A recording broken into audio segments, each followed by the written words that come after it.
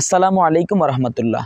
আপনি, আমি এবং আমরা সকলে যে যার অবস্থান থেকে ভালো আছি, কিন্তু ভালো নেই আমাদের সেই সকল ভাই বোন যারা আজকে ফিলিস্তিনে রয়েছে কিংবা যাদের বাড়িঘর রাফা উপত্যকায় ছিল।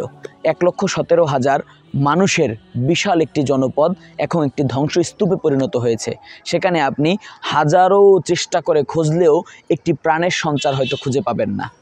আগামীকাল জুমার দিন আমরা সবাই হয়তো পরিষ্কার পরিচ্ছন্ন হয়ে পরিপাটি হয়ে নতুন পোশাক পরিধান করে এসির মধ্যে নামাজ আদায় করতে যাব, কিন্তু আমাদের যে সকল ভাই বোন ফিলিস্তিন, গাজা কিংবা রাফা উপত্যকায় রয়েছে তারা নামাজের একটু জায়গাটুকুও খুঁজে পাচ্ছে না, এমনকি রাত্রি কাটাবার জন্য একটু ঠাঁই তাদের হচ্ছে না।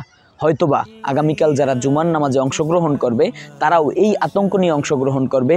এই মনে হয় জালিমের পক্ষ থেকে একটি গোলাবারুদ আমাদের মাঝে এসে পড়ল, এটাই মনে হয় আমাদের শেষ নামাজ কিংবা শেষ তেলাওয়াত।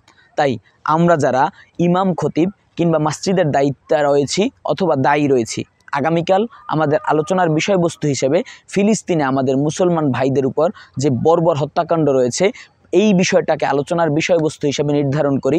পাশাপাশি মসজিদুল আকসার মুসলমানদের নিকট কতটা গুরুত্ব বহন করে মসজিদুল আকসা, সে বিষয়েও আমরা সবিস্তার গঠনমূলক আলোচনা তুলে ধরি। আমাদের আলোচনা যেন শুধু এতটুকুর মধ্যেই সীমাবদ্ধ না হয়, পাশাপাশি ফিলিস্তিনে যে সকল মানুষদেরকে হত্যা করা হয়েছে এটা যে তাদের মুসলমান পরিচয়ের বাইরেও একটা মানবতার কবর রচিত করেছে, শতাব্দীর সবথেকে বড় নিষ্ঠুরতম হত্যাকাণ্ড ইসরায়েল পরিচালনা করছে, সে বিষয়টিও আমরা আমাদের জনসাধারণের মাঝে, সাধারণ মুসল্লিদের মাঝে তুলে ধরার চেষ্টা করি। পাশাপাশি আগামী 12ই এপ্রিল রোজ শনিবার বিকাল 3টায় রাজধানী ঢাকায় মার্চ ফর গাজার আয়োজন করেছে। তাই আমরা দলমত নির্বিশেষে যাদের সুযোগ কিংবা সামর্থ্য রয়েছে প্রত্যেকেই রাজধানী ঢাকায় এই মার্চ ফর গাজাকে সফল করার